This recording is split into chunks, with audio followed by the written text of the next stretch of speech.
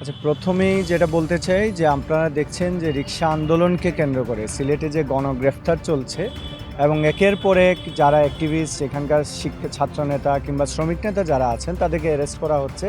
আমরা এই জিনিসটা নিন্দা জানাই এই কারণে যে আপনারা আওয়ামী লীগ আমলে দেখবেন যে বিএনপি নেতাদের বিরুদ্ধে ডাস্টবিন ভাঙার মামলা, এখানে ঝুড়ি ভাঙার মামলা, সিটি কর্পোরেশন ভাঙার যে মামলা, মিথ্যা মামলাগুলো হতো, সেই মিথ্যা মামলার উপর দাঁড়িয়ে কিন্তু আওয়ামী ফেসিজম দাঁড়িয়েছিল। আমরা কিন্তু একই জিনিসের পুনরাবৃত্তি দেখছি। আমরা এখানে আনোয়ার হোসেন সুমনের মতো বিশিষ্ট আইনজীবীকে এখানে ভাঙচুরের মামলায় দেখছি, আমরা মাশরুফ জলিলদের তুলে নিতে দেখছি। আমরা এখানে অনেকগুলো শ্রমিক নেতা যারা গরিব মানুষ, সাধারণ মানুষ, রিক্সা আন্দোলনে পেটের দায়ে নেমেছিল, তাদেরকে আমরা ভাঙচুরের মামলা, সন্ত্রাসের মামলায় এবং একাধিক মামলায় আমরা জড়াতে দেখছি। ফলে এটা একটা আইনি ফেসিবাদ এখানে প্রতিষ্ঠা করা হচ্ছে, ব্যুরোক্রেটিক ফেসিবাদ প্রতিষ্ঠা করা হচ্ছে। আমরা সেটা বিরোধিতা করতেছি।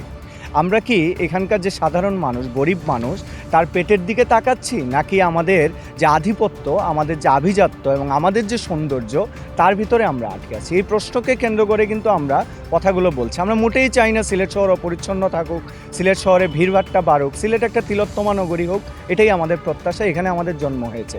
আমরা কিন্তু দেখি নাই যে এখানকার রিক্সা যে ব্রেক সিস্টেম, সেই ব্রেক সিস্টেম ডেভেলপ করা নিয়ে আপনারা কোনো কনস্ট্রাকটিভ কথা বলতেছেন। আমরা এটা দেখি নাই। আপনারা কি বলতেছেন? আপনারা বলতেছেন যে এখানে ব্যাটারি রিক্সা থেকে তার ব্যাটারিটা খুলে নিয়ে আপনারা একটা পায়ে পেডেল চালিত রিক্সা বানাইতে চান।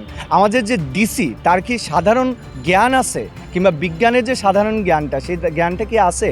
যদি থেকে থাকে আপনি একটু তাকাবেন যে ওই যে ব্যাটারি রিক্সা, যার বডি হলো এখানে লোহার যে বডিটা থাকে, ভারী যে বডিটা থাকে, ওই বডির যে ওজন এবং তার সাথে প্যাসেঞ্জারের যে ওজন, ওইটা একদিন ডিসি সাহেব টেনে দেখুক যে এটার ভার কতটুকু। এখানে যে অটোরিকশা এখানে ইনপুট করবেন, ওই মানুষটা এখানে রিড করছে। কেন করছে? কারণ পুরাতন অটোরিকশাগুলো বন্ধ হইলে উনি নতুন জিনিস মার্কেটে ঢুকাইতে পারবেন। আসলে এই যে ব্যাটারি রিক্সা এখন চলতেছে, তাহলে এগুলার বিকল্প আসলে কি আসতে পারে? আমরা বলতেছি যে বুয়ের যে পদ্ধতি দিছে ব্যাটারি রিক্সাকে আসলে কিভাবে আসলে আধুনিকায়ন করা যায়, সেই পদ্ধতি আপনি অ্যাপ্লাই করতে পারেন। আপনি এখানে ব্যাটারি রিক্সার যে আসলে ব্রেকিং সিস্টেম আছে সেটার পরিবর্তন আনতে পারেন। আপনি এখানকার যে ব্যাটারি রিক্সার আসলে উচ্চতা, যে উচ্চতার কে ভরকেন্দ্র করে আসলে রিক্সাগুলো চলে, সেটার আসলে পরিবর্তন আনতে পারেন। এবং সর্বোপরি এই যে ব্যাটারি রিক্সাগুলো চলতেছে, বাংলাদেশ হাইকোর্ট কিন্তু বলছে যে এখানে মহাসড়ক ব্যতীত বাকি সব জায়গায় কিন্তু এই রিক্সাগুলো চলতে পারে।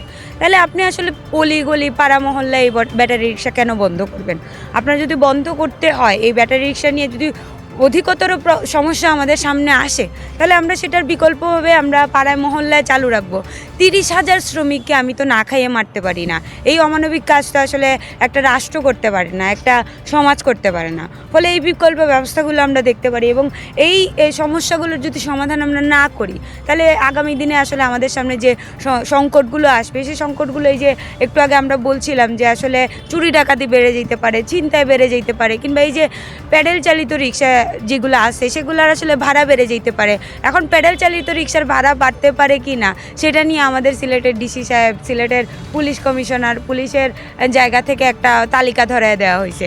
সেই তালিকা আসলে প্যাডেল রিক্সাওয়ালারা কেন মানবে? তার তো অমানবিক পরিশ্রম হয় এই গাড়ি চালাইতে। এবং সিলেটে যে পরিমাণ আসলে রিক্সা দরকার মানুষের যাতায়াতের জন্য, সেই পরিমাণ রিক্সা তো নাই।